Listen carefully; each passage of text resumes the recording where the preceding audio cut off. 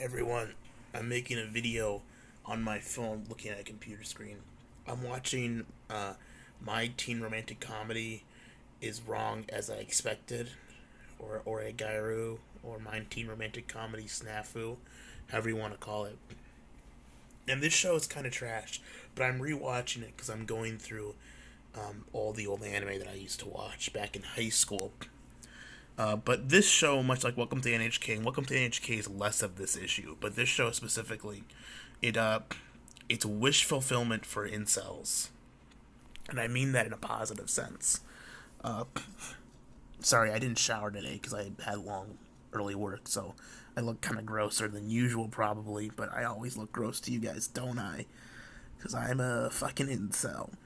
But with shows like this, with Origairu. I suppose I should make a post like this on Encyclopedia Zone. This would probably be a good topic.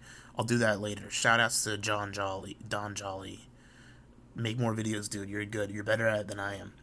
But so with anime like this, especially this one, less of Welcome to NHK, because Welcome to NHK is kind of like just like a showcase of neat lifestyle in a way. A lot of it with like the romance plot and the whole stuff that happens with his neighbor and stuff, that's all very unrealistic and very wish fulfillment for like needs. So I want some girl to come down and save me from my shitty life that I've created for myself, which sometimes does happen, but usually doesn't. Or a guy who is literally that, but turned up to 11. So the focus of the show is on some girl saving me from my horrible, lonely, neat loser lifestyle versus this guy has a horrible lonely neat loser lifestyle and a girl happens to come along and kind of save him. But if we go by it being biographical piece, which I kind of do, then she really didn't save him. She just kind of staved him off, and he eventually fell back into being neat, which is fine. I don't think being neat is talked down a lot, and there's nothing really inherently morally wrong with being neat or an incel or a hikikomori. It's just not very productive, and it's probably not healthy. But whatever. But Origairu specifically, this show has a lot of. I mean, it's got the whole high school setting, so it's more romanticized, like we're all romanticizing life or romanticizing American, Japanese school life to the sense. I mean, that's what all anime does. But I think I know more about Japanese high school culture than I do about American high school culture. That's crazy, right? Is that insane? I think it might be a little bit insane.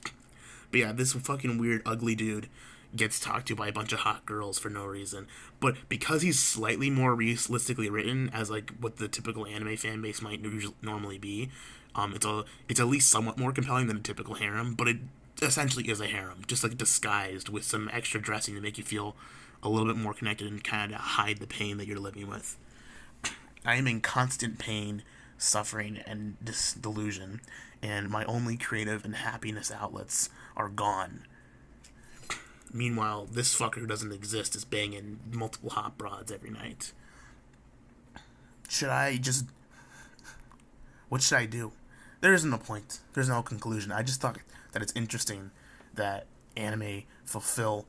Incel wish fulfillment is a topic on my head right now. I don't know why.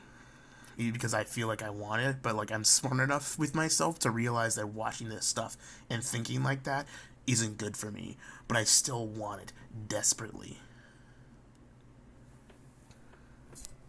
Who can say?